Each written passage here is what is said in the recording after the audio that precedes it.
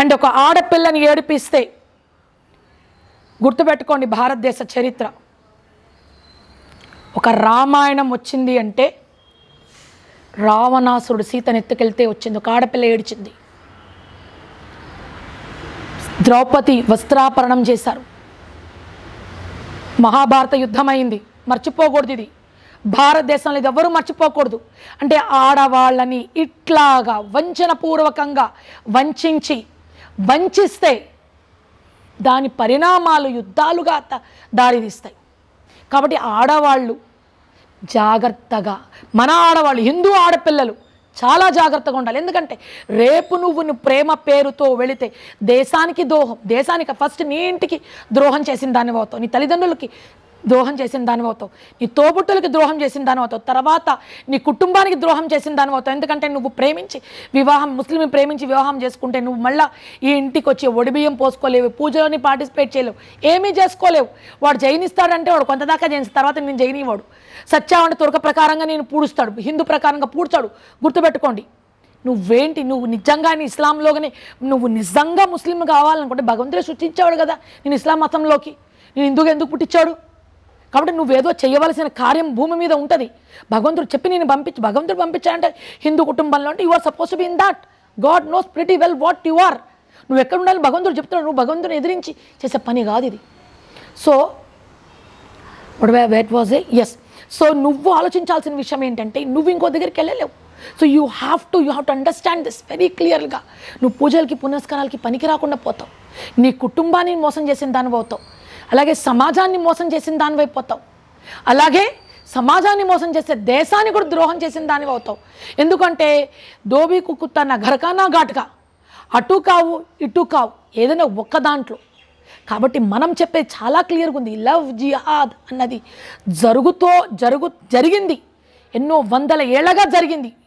రాణి పద్మిని కావచ్చు, జోధా అక్బర్ కావచ్చు, ఎంతోమంది మనకు తెలియని ఎన్నో ఉన్నాయి స్టోరీస్. మనకు తెలియదు చరిత్రని తిప్పి మరలించి రాసిన చరిత్ర మనం చదువుకుంటూ ఉన్నారు కూడా మన పిల్లలు. ఎందుకు అంటే అప్పట్లో ఉన్న ఎడ్యుకేషన్ మినిస్టర్స్ అందరూ ముస్లిమ్సే. స్వతంత్రం వచ్చిన తర్వాత ఉన్న ఫస్ట్ ఎడ్యుకేషన్ మినిస్టర్స్ నుంచి మొన్న దాకా అందరూ ముస్లిమ్స్. కాబట్టి వాళ్ళకు అనుకూలంగా వాళ్ళు రాసుకున్నారు, వాళ్ళే గొప్ప వాళ్ళని రాసుకున్నారు. ఒక శివాజీ గురించి కానీ, ఒక రాణా ప్రతాప్ గురించి కానీ, ఇంకొకళ్ళ గురించి కానీ ఏవి ఎక్కడ రాయడం జరగలేదు. ఒక అహల్యాబాయి హోల్కర్ గురించి కానీ ఎక్కడా రాయరు.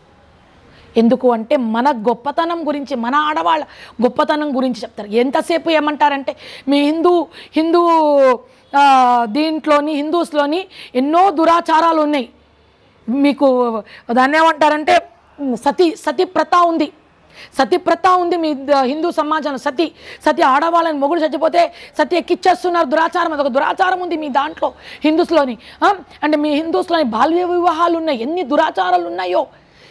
ఈ ఒక్క విషయం గుర్తుపెట్టుకోండి, ఈ దురాచారాలు వచ్చాయి అంటే అన్ని వందల ఏళ్ల బ్యాక్ మన దేశం మీద అయిన దాడి వల్ల, ఈ తుష్కుల దాడి వల్ల, ఈ ముస్లిమ్స్ యొక్క దాడి వల్ల మన ఆడపిల్లల్ని కాపాడుకోవడం కోసమని బాల్య వివాహాలు చేశారు. ఉయ్యాలలో ఉన్న పిల్లలు పెళ్ళిళ్ళు చేసేసారు. అంటే రేపు మొగుడు అన్నవాడు కనీసం ఒక మగవాడు అన్నాడు మన ఆడపిల్లని కాపాడుతాడు అన్న ఉద్దేశంతో ఈ పని చేశారండి. కాబట్టి మనలో ఉన్న ఈ సమస్య ఏదైతే ఉందో, బాల్య వివాహం ఏదైతే ఉందో, బాల్య వివాహాలతో వితంతువు చిన్నప్పుడు పెళ్ళిళ్ళు చేసేసింది ఎందుకు కాపాడుతాను, కానీ పెద్దవాడికి చేశాడు, వాడు చచ్చిపోయేవాడు. తర్వాత వితంతువులకి వివాహాలు మొదలై ఎందుకు, ఆ మొగుడు అన్నవాడు పెద్దవాడు చచ్చిపోతాడు కాబట్టి ఈ అమ్మాయిని ఎవడు కాపాడుకోవాలి, ఎవడో ఇంకొకడు మగవాడికి ఇవ్వాలి. కానీ తండ్రి బతుకున్నంత కానీ తండ్రి చూసుకుంటాడు, లేకపోతే తండ్రి చూసుకోకపోతే ఏమవుతుంది, వాళ్ళు అలాగే ఇంకొక దీంట్లోకి వెళ్ళిపోతారు. సో ఇట్లాంటివన్నీ ఇష్యూస్ వచ్చినాయి మన భారతదేశంలో, రాలేదని కాదు. ఎందుకు వచ్చాయి, ఈ యొక్క సమస్య వల్లనే ఈ సమాజంలో ఈ సమస్యలు రావడం వల్ల వాటన్నిటినీ మళ్ళా మన హిందూ సమాజమే రివైవ్ చేసుకుందండి. టంగుటూరి ప్రకాశం పంతులు గారు, ఇట్లాంటి గొప్ప గొప్ప సంఘ సంస్కర్తలు అందరూ వచ్చారని. ఎందుకు, ఇట్లాంటి వాటిని సంస్కరించుకోవడానికే. ముస్లిమ్స్ నుంచి ఎవరు సంస్కర్తలు రాలేనండి. మన హిందూ సమాజంలో ఇలాంటి దురాచారాలు వచ్చాయి. దురాచారాలకి కారణం ఇది. ఎందుకంటే ఎడ్యుకేట్ చేయడం వల్ల ఈ దురాచారాల నుంచి బయటపడేశారు. కానీ దాన్ని ఎట్లా చిత్రీకరించడం జరిగింది, హిందూ దీంట్లో ఇలాగే ఉండిపోయాయి. ఎందుకని మేము చాలా గొప్పవాళ్ళం, మా మతంలో అందరికీ ఫ్రీడమ్ ఉంది, ఫ్రీడమ్ అన్న పేరు మీద తీసుకొచ్చి, డబ్బు అన్న పేరు మీద తీసుకొచ్చి, లేకపోతే లగ్జరీ అన్న పేరు మీద తీసుకొచ్చి ఇలాగ మతం మార్చి వాళ్ళ మతంలోకి మార్చి పంది పిల్లల్ని కన్నట్టు ఆడవాళ్ళని ఒక వస్తువు రూపంలాగా చూసి వాళ్ళ చేత పిల్లల్ని గండం అన్నదే వాళ్ళ పనిలాగా పెట్టుకొని చేయడం జరుగుతుంది. సో లవ్ జిహాద్ అనేది లేదు అనుకోవడం అనేది చాలా మూర్ఖత్వం అండి. అలాగే చదువుకున్న ఆడవాళ్ళు కూడా చాలామంది, చదువుకున్న ఆడవాళ్ళండి, మర్చిపోకండి, చదువుకున్న ఆడవాళ్ళు కూడా ఒక డాక్టర్స్, ఎంఎస్సి చదువుతున్న ఆడపిల్ల మాకు మొన్ననే పరిచయం అయింది. పరిచయం అంటే ఆ అమ్మాయిని కూడా మేము చూసాము, ఎంఎస్సి చదువుతోంది, మంచి కుటుంబం నుంచి వచ్చింది, మంచి డిఆర్డిఎల్లో వాళ్ళ ఫాదర్ పనిచేస్తారు, ఈ అమ్మాయి మంచి సంగీత కుటుంబము, సంగీతము, బ్రాహ్మిన్స్. వాడేంట్రా అంటే ఒక జిమ్లో ఎక్కడ తగులుతారు ఇలాంటి విధాలు మనకి అంటే ముస్లిమ్స్ జిమ్ములు, ఊబర్లు, ర్యాపిడోలు, కూరగాయల వాళ్ళు, పంచర్ షాపులు, మటన్ షాపులు, ఇవి వాళ్ళ బతుకులు, కేబుల్ టీవీలు, ఇట్లా తగులుతారు. వాళ్ళు చదువుకోరు, మనం చదువుకుంటాం. సో మన పిల్లల ద్వారా మన పిల్లలు చదువుకొని ఉద్యోగాలు చేస్తే వాళ్ళ డబ్బు తమ్మేసి వాళ్ళని నమ్మేసి, ఇది వాళ్ళ స్ట్రాటజీస్ ఉండండి. ఇలా రకరకాల స్ట్రాటజీతో మన పిల్లల్ని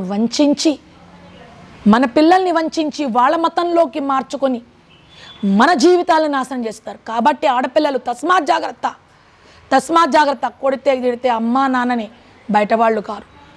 కాబట్టి మీరు చేసిన ద్రోహం తల్లిదండ్రులకు చేస్తారు. ప్రేమ పేరు మీద లేదా సెక్యులరిజం పేరు మీద ప్రేమించి వివాహం చేసుకుంటే, సెక్యులర్ పేరు మీద ముస్లిమ్స్ని వివాహం చేసుకుంటే తల్లిదండ్రులకు ద్రోహం చేసిన వాళ్ళు అవుతారు, తండ్రికి అలాగే అప్పచెల్లెకి ద్రోహం చేసిన వాళ్ళు అవుతారు, అలాగే కుటుంబానికి ద్రోహం చేసిన వాళ్ళు అవుతారు, సమాజానికి. అండ్ ఇంకొక మీ మాధ్యమంగా చెప్పదలుచుకున్నాను, ఒకడే పిల్లల్ని కంటున్నారు, ఓన్లీ సింగిల్ చైల్డ్ కంటున్నారండి. ఈ మధ్యలో ఇంకో కొత్త నానుడుగా వచ్చింది హిందూలో, ఏంటంటే double income no children. So double income no children అంటే హిందువులకి పిల్లలే ఉండరు, ఓన్లీ చైల్డ్, ఒకడే కొడుకు ఒకడే ఉంటాడు, సింగిల్ చైల్డ్ అంటే no sharing no caring. Single child అంటే నో షేరింగ్ నో కేరింగ్. ఇద్దరు పిల్లలు ఉంటే షేరింగ్ వస్తుంది, ముగ్గురు ఉంటే కేరింగ్ వస్తుంది. కనీసం హిందువులు ఇదైనా ఆలోచించండి. రేపు అన్న రోజు అంటే 2045 కల్లా మొత్తం ఇస్లామీకరణ చెయ్యాలని వాళ్ళు పెద్ద కంకణం కట్టుకొని కూర్చున్నారు. మనం ఏం చేస్తున్నామన్న విషయం మనం ఆలోచించాలి మన భారతదేశంలో. కాబట్టి మన పిల్లల్ని కనకూడదంటే రేపు అన్న రోజు ఇంకేమీ ఉండదండి, మన హిందువులే ఉండరు, వాళ్ళే మిగులుతారు. ఎందుకంటే వాళ్ళు ఆల్రెడీ మనకు ఒకరు ఉంటారు, వాళ్ళకి నలుగురు ఉంటారు. So what is the ratio? You can think 1:4 రేషియోలో మన పరిస్థితి ఏమవుతుంది? రేపు అన్న రోజు మనం వెళ్ళి ఏదైనా చేయాలన్నా, పని చేయాలన్నా మనకి లేదు ఎవరు. మనకు ఒక కష్టం వస్తే చెప్పుకునే నాదుడు లేడు, మన పిల్లలకు ఒక కష్టం వస్తే చెప్పుకునే నాదుడు లేదు, పిన్నులు లేరు, బాబాయిలు లేరు. అసలు రిలేషన్షిప్సే పోతున్నాయి. నువ్వు ఈ రిలేషన్షిప్లోకి వెళ్ళిపోయి రిలేషన్షిప్స్ పోతున్నాయి, ఫ్యామిలీ సిస్టమ్ పోతుంది. కాబట్టి love jihad is a very very very dangerous system for hour Hindu culture. Okay, జై హింద్, జై భారత్, భారత్ మాతా కీ జై. నమస్తే. My Media, the voice of India.